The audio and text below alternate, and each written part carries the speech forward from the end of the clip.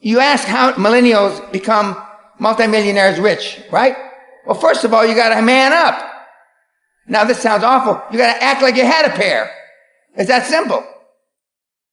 The millennials like the MMA. You know why? Because they're all wusses. Why are guys like Joe Rogan, why are they so admired by you kids? Because they're men. Because they got a pair. I want kids to know, and your audience, I came from nothing, but I had self-esteem. You don't have to have money to make money. What you have to have is belief in yourself. Okay? You don't have to come from something, but you have to have belief in yourself. And unfortunately, most of the millennials don't believe in themselves. They act like victims. They have the victim syndrome. And that's unfortunate. Did you realize Gallup did a poll 2 years ago? 87% of the human race is unhappy. 87. Why are they unhappy? Because they don't have what they perceive as what they deserve. But it's not what you deserve in life, it's what you earn in life. I came from a shitty background. My dad beat me, I got in a lot of trouble. I found a way to turn it around. The kids, the millennials, give up too easily. You have to want it more than the air that you breathe. I've always criticized, you can do whatever you want to do if you believe in it enough. When parents tell their kids, you can be anything you want to be, you can be the president of the United States, that's bullshit. You can be anything you want to be if you've been groomed properly. Okay? And that means your parents had to know something about building self-esteem. We don't do what our parents tell us to do. We do what we see our parents do. So when I tell you can be anything you want to be, I've created billionaires with these two hands. If I looked at your 5 friends, each one of you, the best of you have one maybe person that's worth having as a friend. If you measure, am I growing with this person? Is she detrimental to my future? And you go through the list, very few of the millennials that I know can justify the people that they hang with.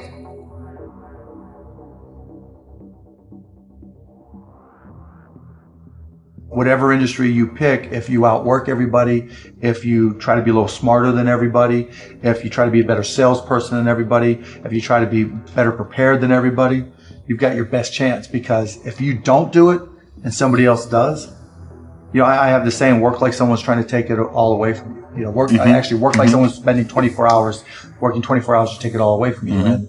And that's kind of the way I look at it. What would you say is the number one reason why people fail? Lack of brains, lack of effort. Lack of brains, lack of effort. Yeah, they don't do the work. They don't learn, when you walk in the room, when you start a business and you start to talk about somebody, you're never in a vacuum with no competition, unless you're just extremely lucky. And if there's going to be competition, that means somebody else knows your business as well as you do when you get started. And if you walk into a competitive environment and they still know more about the business than you do and more about your customers, you're going to lose. But most people don't consider that. They don't do the work. They don't learn more about their industry. They don't know even about their business. And so you've got to put in the effort to know more about your industry than anybody else. And that's the brains part, and that's the effort part as well. Because look, if you're competing with me, you better know what you're doing. Otherwise, I'm going to kick your ass. And you're not going to outwork me. And so, the combination is usually what kills businesses early on more than anything. You could, within a 5-10 minute interview, say, this dude's not going to make it as an entrepreneur.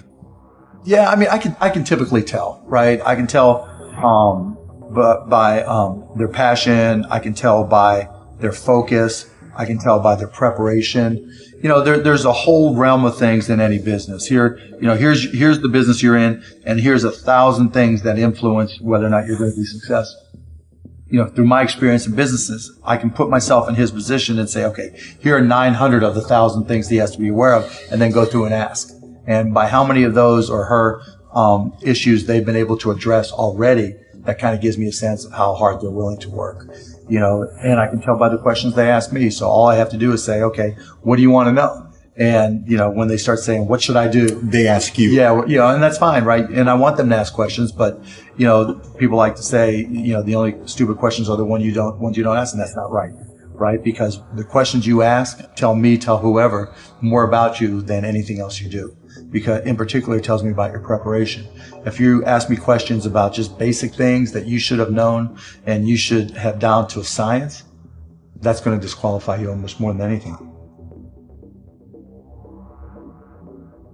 If you're not always learning, to this minute, if I'm not continuously learning, if I'm not just absorbing as much as I can absorb, someone else is going to kick my ass, right? So you talk about paranoia.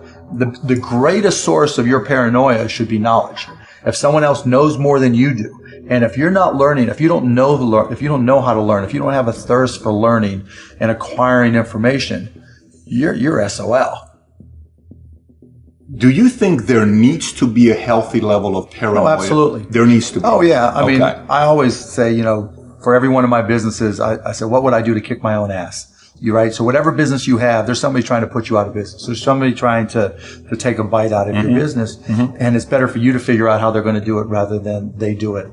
And so, that's being paranoid. And so you have to be paranoid. You have to anticipate other people's next moves, and you can't ever, downplay the competition. I was at a business plan competition this morning at a college, and they were kind of being dismissive of the competition. And so you can't ever do that. They're out there trying to take you down, and they're not just going to sit still. And if you're good, really, really good, you're going to inspire them to work even harder, faster, better. And so you have to be, very self-aware of what you're good at and what other people are good at. And, a healthy dose of paranoia makes a big difference. Is very helpful. Let's transition to a different subject with college. You went to IU, right? Now, you got a lot of people that say, forget about school. Drop out of school. They're idiots. So you think they're idiots. Tell me why.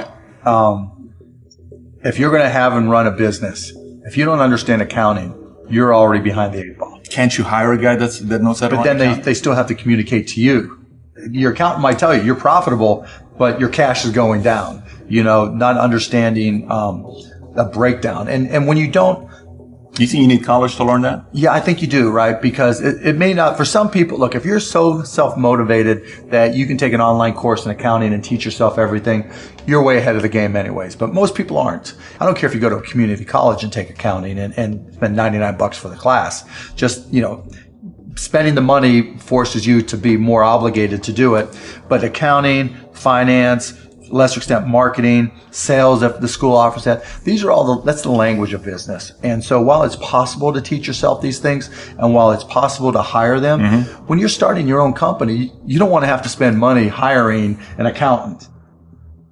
Well, let me tell you that if you've gone through all these classes, you probably don't have to hire a lawyer to incorporate, right? You can probably figure out yourself. And so your cost of opening up a business drops. But even more important than all that, that's the blocking and tackling. That's the language of business. The thing I learned at Indiana that was more important than anything else, I learned how to learn. Easiest ways I find to talk about Bitcoin is just talking about the legacy problems and kind of what the average person does, and both from those that are successful and those also that are not successful.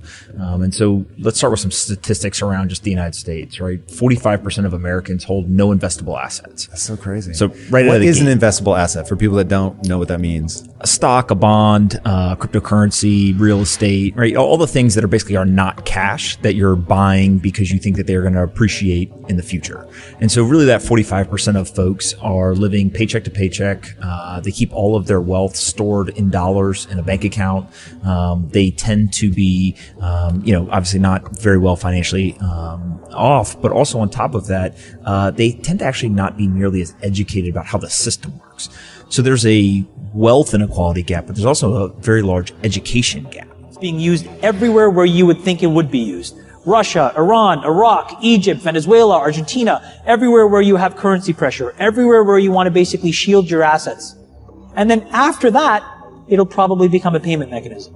So in all of these three industries, you're talking about trillions of dollars up for grabs. Up for grabs, right? And it's just about trying something. Right. And taking a few months to understand what the opportunity is and then hit the seam.